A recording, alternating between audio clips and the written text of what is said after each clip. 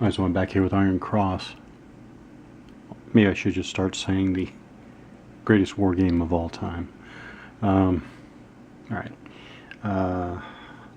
So it was +2. There were no observer modifiers that benefited the machine gun team here.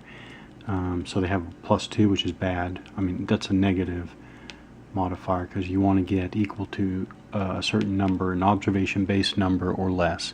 Observation-based number is determined by the terrain in the hex being observed.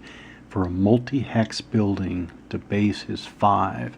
So this again is a multi-hex building. It's a 2-hex building right here.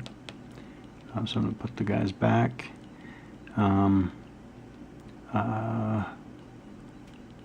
Like that. The machine gun team is trying to observe here.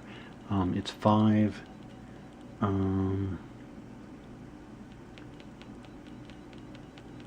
Yeah, I'm going through this, but it turns out this might have been irrelevant. But anyways, I rolled a 5 plus 2 is 7, which is not equal to or less than the base observation number of 5 for a multi-hex building, which means I think that the machine gun still has to fire, but it's unobserved fire, which means you would normally have the fire factor, which is 13 for the German medium machine gun. So the next thing is to do a PC check, PC to fire. We rolled a 7. The machine gun team has a proficiency value there on the lower right of 9. I still find it interesting. Oh no, they still would have passed. Even on the back side, they have a lower PC number of 7, and they rolled a 7 though. So okay, they still would have gotten it. I also want to talk about direct fire. The medium machine gun's in direct fire. That DF marker for direct fire is from the combat game. For Iron Cross, you're actually expected to mark it here. So like the German, medium machine gun 2, you have direct fire, fire lane, or spray fire boxes here, and you can check which fire mode it's in. Right now I'm kind of doing both. Right now I'm kind of doing both. I have them both marked off map, and I'm using the machine gun mode markers from the combat game. They rolled a 7, so they passed their PC to fire, so everything's good now. Now going back, let's talk about direct fire. So machine guns in the direct fire mode may only attack 1 hex in the player turn. That's obviously the hex they're trying to fire at there. Non-phasing machine guns, this is a phasing machine gun, but non-phasing machine gun in this mode may participate in opportunity fire only during the enemy movement phase if they have not already fired. And then you do have intensive fire, may only be used by machine guns in the direct fire mode. So there is intensive fire, but you have to use direct fire mode. That's that.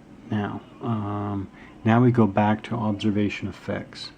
So again, we said they failed their observation die roll. However, it says here that AFVs and machine guns do not have to observe target hexes that are buildings. Obviously that's a building. To fire their full AP fire factors.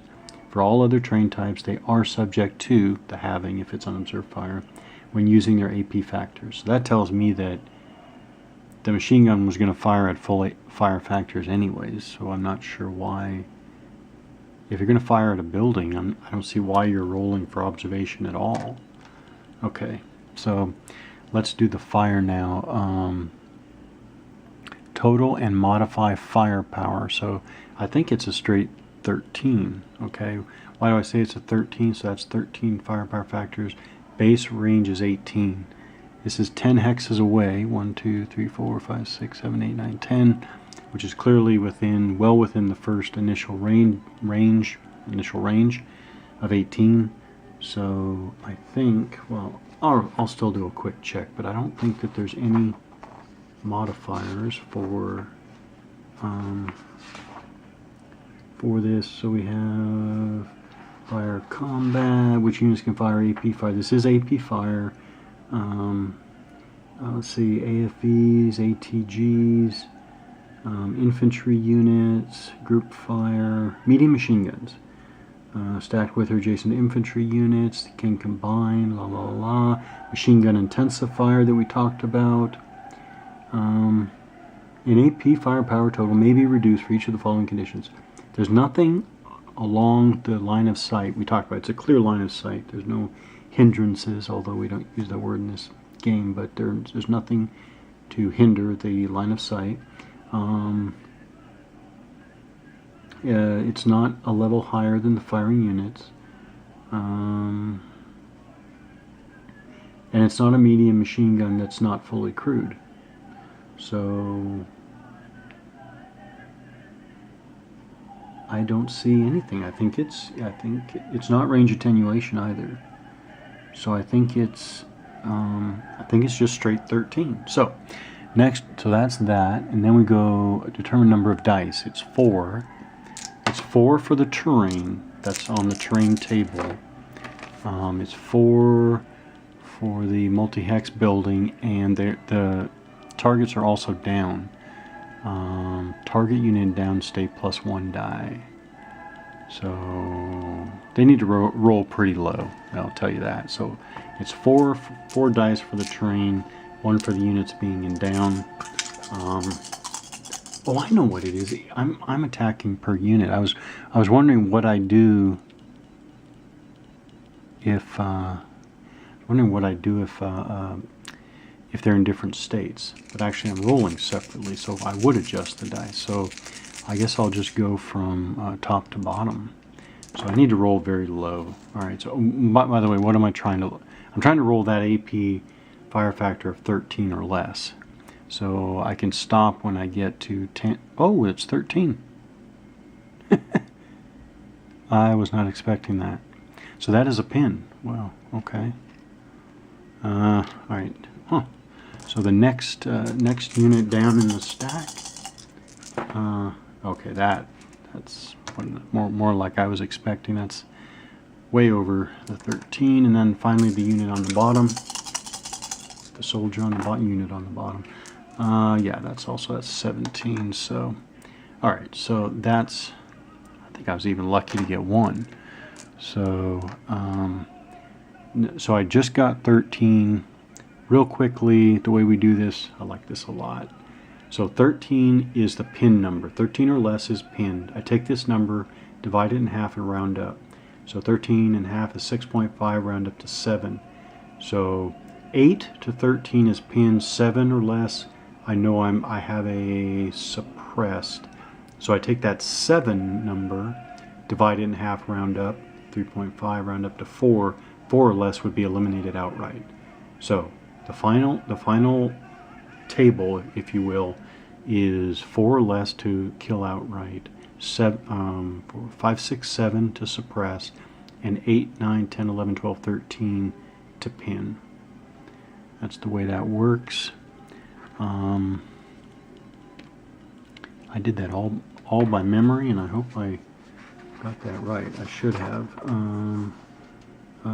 Yeah. Okay. Let me make sure I go in the right order. It is pinned, suppressed, eliminated. Okay. So the top unit is pinned. I'm trying to remember if order matters. I don't think order stacking order matters. So obviously, well, that's the other thing. Do I have to have individual status counters, information counters for each unit, or if 2 units were pinned, could I put both units under the pinned marker? Yeah, I don't know about that. I'm trying to remember. This is another thing I think I have to experiment. I'm going to try. If stacking order doesn't matter, then I'm going to put the pinned unit underneath. All right. Pinned unit underneath. We have our first combat effect, by the way. Hope I did that all right. Now we're going to have performance checks for movement. Battle is on. Oh, I wonder if they're considered observed.